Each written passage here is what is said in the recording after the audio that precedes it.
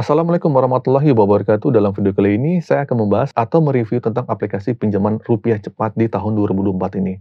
Nah, kita akan mengulas kelebihan aplikasi ini, apakah ini pinjol legal atau ilegal, dan yang paling penting, apa saja risikonya jika kita telat bayar atau gagal bayar di rupiah cepat. Oke, jadi gini, langsung saja nih. Pertama-tama, rupiah cepat adalah aplikasi pinjaman legal OJK dan masih terdaftar di OJK hingga di Januari 2024 ini. Artinya, rupiah cepat beroperasi sesuai dengan aturan yang ditetapkan oleh OJK. Dan juga terkait denda keterlambatan serta ketentuannya masih mengikuti ketentuan dari OJK.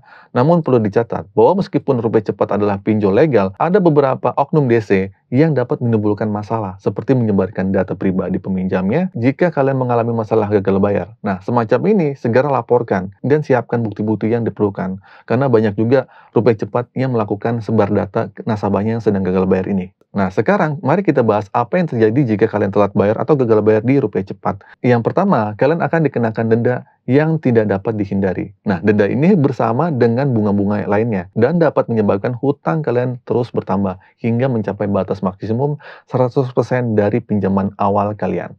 Nah, jadi penting bagi kalian untuk memahami bahwa ada batasan legal terhadap jumlah denda dan bunga yang dapat dikenakan oleh pinjol, termasuk rupiah cepat ini. Nah, jadi kalian terus memahami ya aturan dan ketentuan pinjaman online agar kalian juga tidak tertipu dan akhirnya juga kalian paham. Setelah denda, hal lain yang perlu kalian waspadai ketika kalian menggunakan rupiah cepat adalah serangkaian telepon dan pesan teks yang mungkin kalian akan terima sebagai upaya penagihan.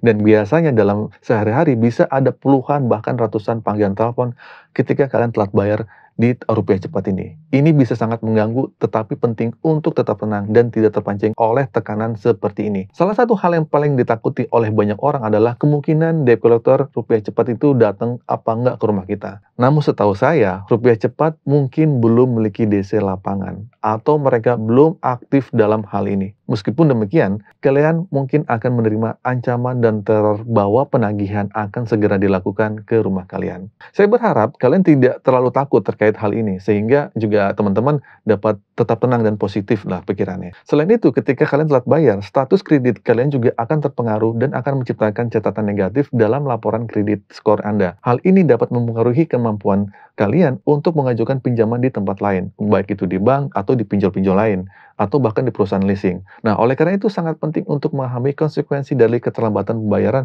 dan mencoba untuk menghindari situasi ini sebisa mungkin. Selanjutnya, apalagi yang perlu diperhatikan? Nah, yang pasti kalian akan diblokir dari rupiah cepat sehingga tidak dapat mengajukan pinjaman lagi di aplikasi pinjaman rupiah cepat. Ya bagus dong, berarti kalian tobat. Terus bagaimana menurut kalian? Apakah resiko ini cukup memberatkan atau hanya sebatas hal yang biasa? Bagi teman-teman yang saat ini terjebak di aplikasi rupiah cepat, tidak perlu khawatir atau panik. Tidak peduli sebesar apa hutang kalian, karena bunganya akan mencapai maksimal 100% dan kalian tetap dilindungi oleh pemerintah, hukum, dan OJK. Jadi teman-teman tidak akan dimasukkan ke dalam penjara karena telat membayar atau gagal bayar di rupiah cepat. Bahkan kemungkinan besar kalian tidak akan masuk ke jalur hukum seperti gugatan perdata atau pengadilan negeri. Nah, banyak juga desa-desa rupiah cepat itu yang kadang random banget, yang mengancam kalian akan masuk ke jalur hukum lah, perdana, atau gimana pun. Itu pun nggak ada ya, karena itu ancaman-ancaman itu hanya sekedar template untuk menakut-nakuti kalian saja. Nah, jadi gitu ya, gambaran bahwa rupiah cepat tidak seburuk kalian yang bayangkan. Jadi kalian tetap tenang, jangan panik, hindari gali lubang tutup lubang hanya untuk membayar rupiah cepat aja. Kalau memang tidak punya uang, hentikan dulu. Lebih baik memiliki masalah dengan satu pinjol aja daripada bermasalah dengan banyak pinjol sekaligus. Risiko di tahun 2024 ini tetap sama seperti di tahun 2023 yang lalu. Jadi buat kalian tetap semangat, kuatin mental aja saat kalian sedang gagal bayar. Dan semoga video ini bermanfaat. Akhir kata dari saya, Assalamualaikum warahmatullahi wabarakatuh.